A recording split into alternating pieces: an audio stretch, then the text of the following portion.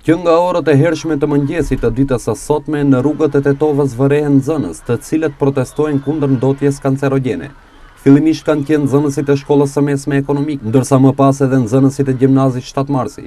Ko pas kohë para komunës së Tetovës dhe në qendër të Tetovës dalin nxënës, të cilët protestojnë dhe më pas shpërndahen. Kena dalë para komunës, për ajrin e keq, e ne kërkojmë ajër të pastër. Jena nxënës të shkollës ekonomike Shmek 8 Shtatori këtu në Tetovë dhe kena dalë të protestojmë për ajrin e ndotur këtu në Tetovë. Kemi dalë të protestojmë për ajrin e pastër. Shpresojmë që ka që ne kërkojmë të arrijë qëllimi jonë. Jemi mbledh këtu nxënësit të gjithë shkollave të mesme, është shumë problem për ajrin.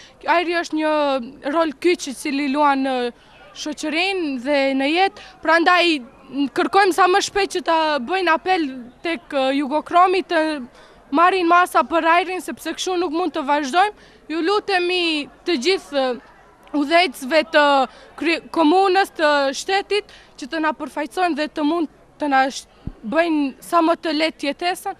Po ashtu krahas nxënësve të shkollave të mesme, kanë protestuar edhe nxënës të shkollave fillore, të cilët spontanisht janë grumbulluar për të protestuar kundër ndotjes kancerogjene në Tetovë. Protestat e djeshme dhe të sotme i kanë paraprir protestave të cilat do të mbahen nesër dhe pasnesër, që janë paralajmëruar nga lëvizjet ambientaliste Ekoguerila, si dhe Nëna dhe Fëmia.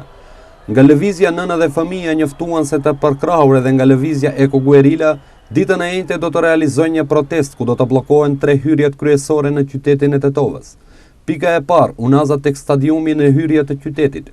Pika e dytë, unaza afër marketit Vero në hyrje të qytetit. Pika e tretë, rruga në hyrje të qytetit afër shkollës së mesme medicinale dhe rektoratit të Universitetit Shtetëror të Tetovës. Protesta fillon në orën 12 dhe do të zgjas deri në orën 13.